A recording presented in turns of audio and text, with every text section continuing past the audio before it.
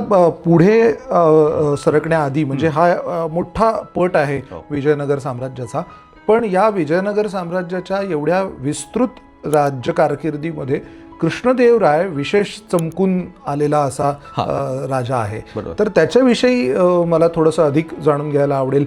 साधारण 1509 ते 1529 असा कालखंड आहे त्याचा. 20 वर्षाची त्याची कारकीर्द आहे. त्याच्यामध्ये त्यांनी म्हणजे राजवट तर त्यांनी वाढवलीच, म्हणजे जसं आपण ओरिसापर्यंत तो गेला होता. राज्यविस्तार तर प्रचंड आहे त्याचा, म्हणजे सर्व अगदी तिन्ही समुद्रापर्यंत त्याचे घोडे गेले होते असं होतंच, ते तर होतंच.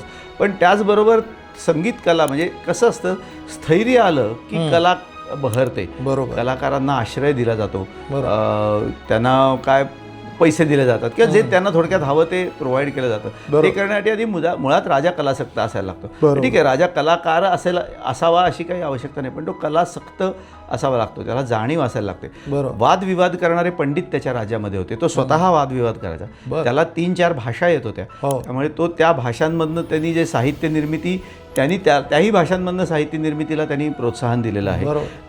तो संगीताचा ज्ञानी होता स्वतः. आणि मी म्हणलं तसं की त्यांनी जो ग्रंथ लिहिलेला आहे अमुक्तमाल्यदा, तो ग्रंथ त्यांनी स्वतः लिहिलेला आहे. अजून काही मोठ्या मोठ्या ग्रंथांची निर्मिती झाली आहे त्याच्यात.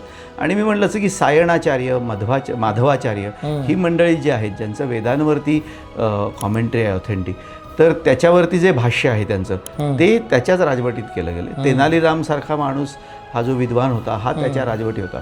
ते अष्टदिग्गज म्हणतात, म्हणजे प्रत्येक क्षेत्रामधला महत्त्वाचा मंत्री, दरबारी लोक जे होते त्याला निवड होती चांगल्या चांगल्या लोकांची.